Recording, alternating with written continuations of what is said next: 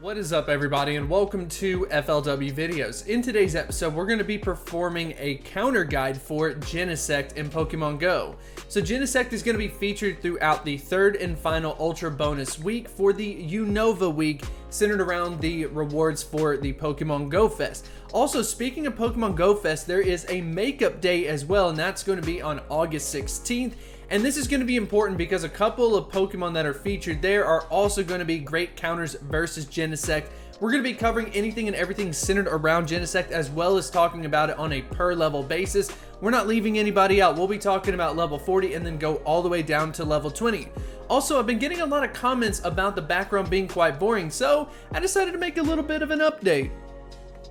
Yeah, hopefully you do enjoy that. Super random, but you know what? I'm living in this place for 2 months until my house finally gets built. So you've got my dog, little Margot, to look at in the background. But anyways, I hope you do enjoy it. If you do enjoy this picture of Margot, make sure to smash that like button and subscribe. But without further ado, let's go ahead and get into the video.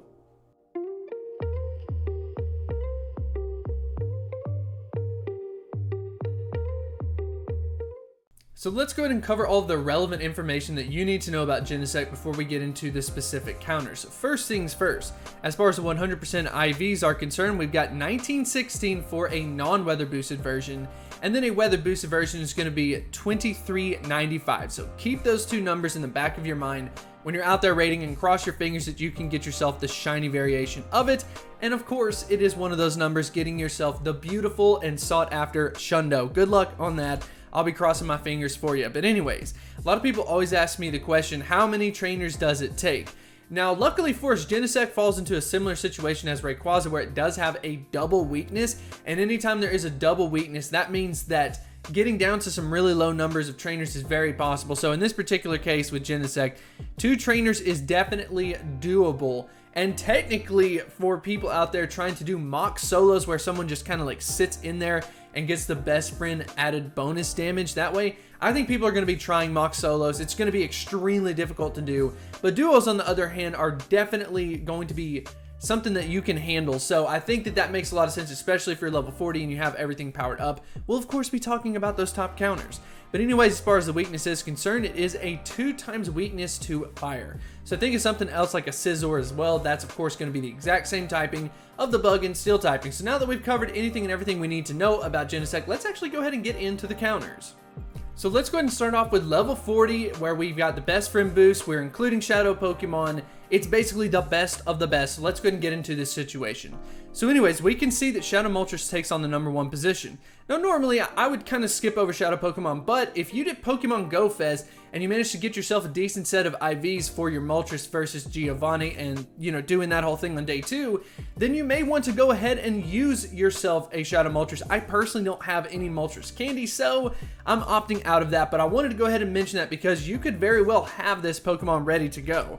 Anyways, I want to give a huge shout out to Shadow Charizard. You don't see Charizard show up that often in a top list for the fire typing, so it's really cool to see Shadow Charizard there.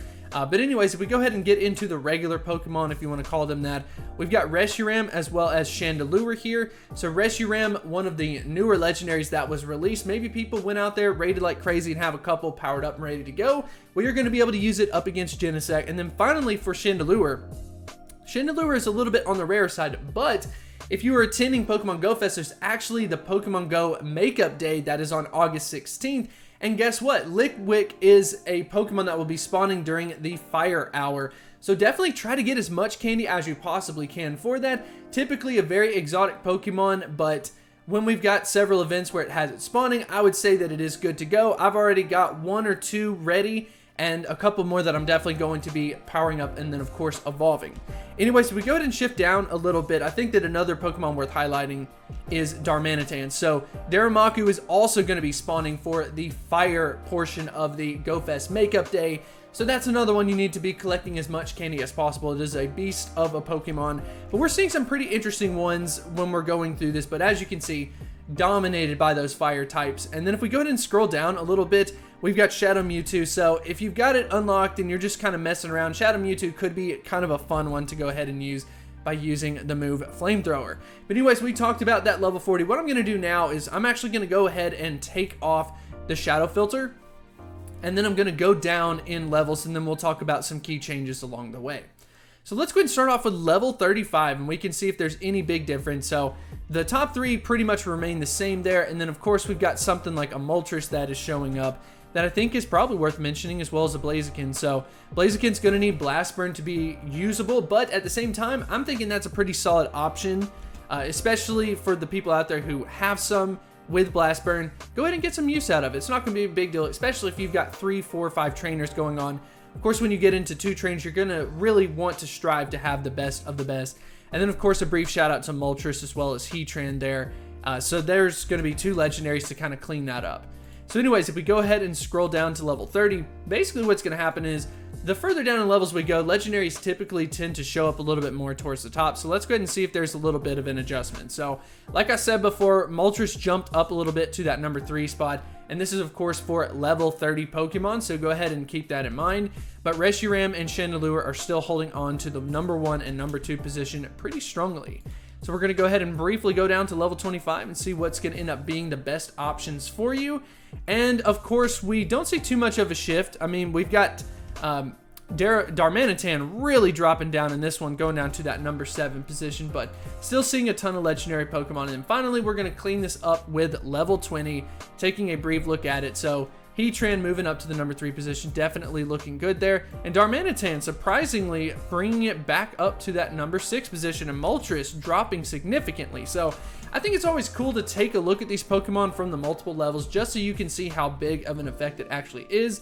But just to go ahead and briefly reiterate, if we go ahead and get back over to level 40, you can see the top best counters that you possibly would want to have, excluding the Shadow Pokemon in this particular case. But anyways, I would love to know what you think about Genesect in the comment section below. How many raids do you plan to go out there and do?